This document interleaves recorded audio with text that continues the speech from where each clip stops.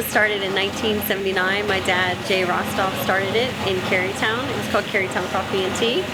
After he passed, we changed the name of the store to reflect that it was still a family business and made the name Rostovs Coffee and Tea.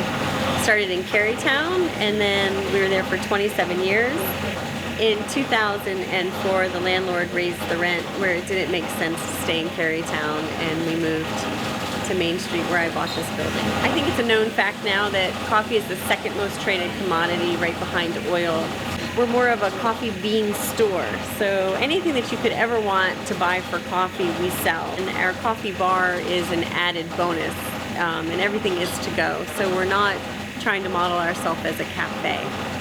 VCU, we get more of the VCU students come in and buy coffee bar drinks, whereas we get a lot of the professors come in and buy pounds of coffee for their home. So being in business for 35 years, you constantly have to recreate yourself and decide what you are. And a lot of times just recreating yourself means you just change the verbiage of what it is that you do. Where we have always had relationships with our farmers, but we never called it having a relationship with our farmer. It's how we did business.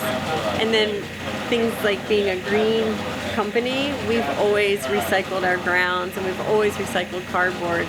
And just because it hasn't had a name doesn't mean that that isn't how you run your business. Tea has become more popular lately, and we are selling more tea. We have more first-time tea buyers than we probably do have first-time coffee buyers.